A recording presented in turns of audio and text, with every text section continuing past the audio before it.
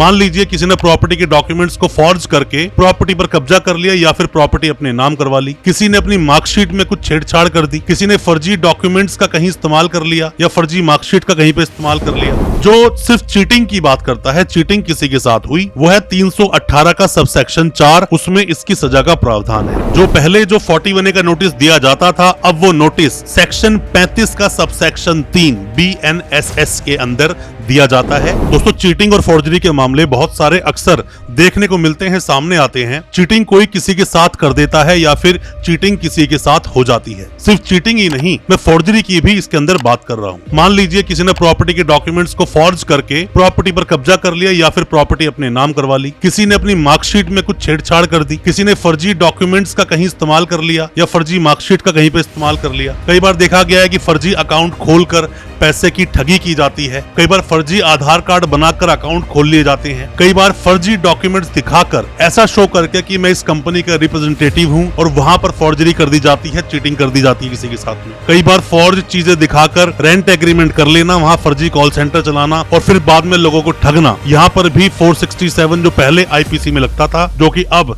338 forgery का section बन गया है, ये सेक्शन भी अक्सर देखने को मिलते हैं। अगर देखा जाए चीटिंग और फोर्जरी के मामलों में, तो जो सबसे सीरियस जो सेक्शन है दोस्तों, वो 338 BNS का सेक्शन है, जो पहले 467 IPC का हुआ करता था। चीटिंग और फोर्जरी के बारे में आज मैं बात करूंगा अपनी इस वीडियो के माध्यम से कि देश का नया कानून क्या बोलता है, सेक्शंस क्या बोलते हैं, बेल कैसे लेंगे, इन सब पर आज बात करेंगे। ज्यादा कुछ जानने के लिए दोस्तों बने रहिए हमारे इस वीडियो के साथ। नमस्कार दोस्तों, फिर एक बार स्वागत करता हूं आप सभी का अपने इस यूट्यूब चैनल पर, जिसका नाम है फाइट फॉर ट्रू। मेरा नाम है वीरेंद्र। दोस्तों, क्योंकि हम दिल्ली में प्रैक्टिस करते हैं और दिल्ली के कोर्ट में किस तरह से कोर्ट की प्रोसीडिंग्स चलती हैं, उसके बारे में बहुत कुछ आपको बताते हैं और प्रैक्टिकली क्या होता है कोर्ट्स में और क्या कहता है हमारा एक्सपीरियंस, उसके बारे में अक्सर आप तक हम इन्फॉर्मेशन पहुंचाते हैं। दोस्तों, पहले जो सेक्शंस थे, पहले के सेक्शन बता देता हूं आपको। हालांकि बात आज हम सिर्फ BNS पे ही करेंगे। पहले सेक्शन क्या होता था, चीटिंग के लिए 420 था, फोर्जरी के लिए 467 था, साथ में ही फोर्जरी के लिए जो भी वैल्यूएबल चीजें होती हैं उनमें कोई फोर्जरी करता है उसके लिए 467 था, सिर्फ फोर्जरी के लिए 468 था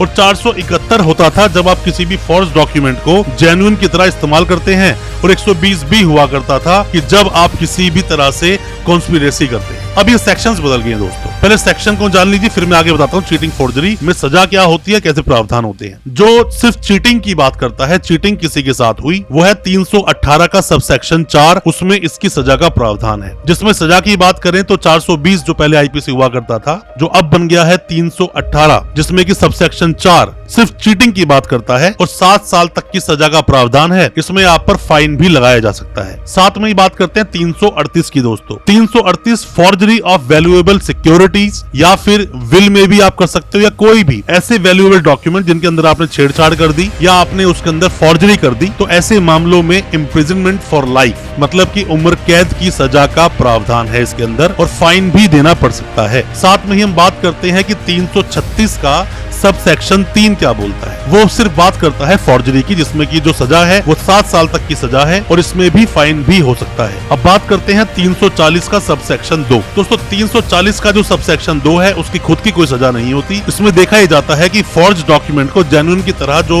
यूज किया गया, उसमें सजा का क्या प्रावधान है, उसी की तरह से सजा मिल जाती है। और यही बोलता है BNS का सेक्शन 61, जिसका सब सेक्शन 2, ये भी यही बात करता है कि कॉन्स्पिरेसी करी, षड्यंत्र रचकर किसी के साथ चीटिंग फोर्जरी की गई, तो ऐसे में सजा उसको मिलेगी। जिस भी सेक्शन के अंदर उसको पनिशमेंट दिया जाएगा, उसी के तहत 120B भी लग जाएगा। ये कुछ टेक्निकल बातें थी दोस्तों।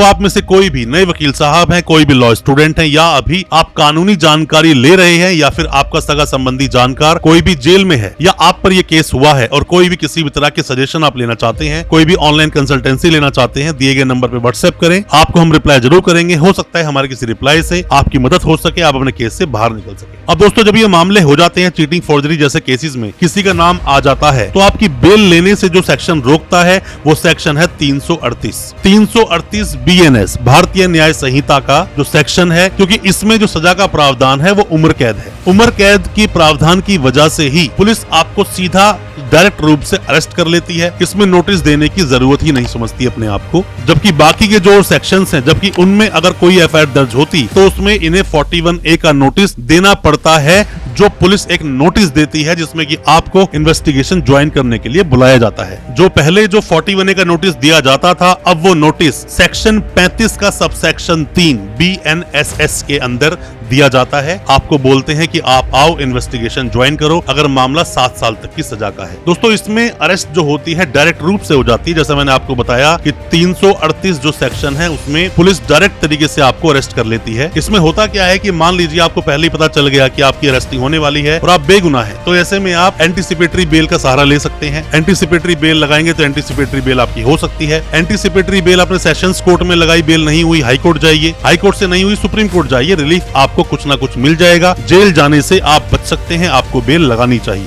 अब दोस्तों थोड़ा सा हम बेल के प्रोविजंस में भी बात कर लेते हैं। इसमें कोई भी वकील साहब या कोई भी वो व्यक्ति जो कानून जानकारी ले रहा है, तो आपको पता होना चाहिए कि आप, क्योंकि चीटिंग फॉर्जरी का जो ट्रायल चलाया जाएगा वो CJM कोर्ट में चलाया जाएगा, चीफ जुडिशियल मजिस्ट्रेट की कोर्ट में। और ये जो केस है ये ट्रायबल बाय सेशंस नहीं होता है, तो ट्रायबल बाय मजिस्ट्रेट है तो वहां चलाया जाएगा। तो इसमें जो 437 पहले CRPC में बेल लगती थी, अगर कोई इंसान जेल में है तो अब वो लगाई जाएगी 480 में। 480 BNSS का जो सेक्शन है उसमें बेल लगाई जाएगी। आप जाते हो हाई कोर्ट या सुप्रीम कोर्ट आप जाते हो बेल लगाने, या फिर सेशंस कोर्ट में आप बेल लगाते हो, तो यहाँ पर 483 सेक्शन में आपको अब बेल लगानी होगी। BNSS का ये सेक्शन है जो कि पहले 439 सेक्शन था। अगर आप एंटीसिपेटरी बेल लगा रहे हो तो उसमें अब आपको 482 BNSS के सेक्शन में लगानी पड़ेगी आपको एंटीसिपेटरी बेल, जो कि पहले 438 CRPC का सेक्शन बोलता था। दोस्तों सेक्शंस अगर आपको समझ नहीं आ रहे हैं, आप कोई भी लेमैन है, मतलब आपको कानून के बारे में ज्यादा नहीं पता है, तो जो मोटी मोटी बातें मैं आपको बता रहा हूँ आप उन चीजों को समझेंगे तो भी आप रिलीफ ले सकते हैं। क्योंकि इसके अंदर जो सेक्शन अटका रहा है ना, अगर ये सारे सेक्शन अगर आपकी एफआईआर में लगी है तो आपको सिर्फ और सिर्फ 338 को देखना चाहिए। इसकी वजह से ही आप जेल में हैं और सिर्फ इसकी वजह से ही जो पुलिस है वो चार्जशीट लगाएगी 90 दिनों में। अदरवाइज तो आपकी जो चार्जशीट है वो 60 दिन में लग जानी चाहिए थी। सिर्फ इसी की वजह से अब आपकी जो चार्जशीट लगेगी वो 90 डेज में लगेगी। अब ऐसा भी कोई जरूरी नहीं कि चार्जशीट नहीं लगी तो आपकी बेल नहीं होगी, ऐसा जरूरी नहीं है। आपको आज अरेस्ट किया, आप कल बेल लगा सकते हो, सिर्फ आपके पास ग्राउंड्स होने चाहिए। अगर कोई जेल में है तो CMM में आप नेक्स्ट डे बेल लगा दो, नहीं होती तो सेशंस कोर्ट में बेल लगा दो, सेशंस कोर्ट में नहीं होती हाई कोर्ट बेल लगा दो, हाई कोर्ट से नहीं होती तो सुप्रीम कोर्ट जाइए, बेल आपकी हो जाएगी। कोई भी सजेशन आप लेना चाहते हैं, कोई भी हेल्प लेना चाहते हैं, दिए गए नंबर व्हाट्सएप करेंगे तो हम आपकी उसमें हेल्प जरूर कर देंगे। कोई भी किसी भी तरह के सवाल आपके अगर दिल में है चीटिंग एंड फोर्जरी जैसे केसेस को लेकर, या कोई भी ऐसा केस जिसमें आप हमारी सलाह लेना चाहते हैं,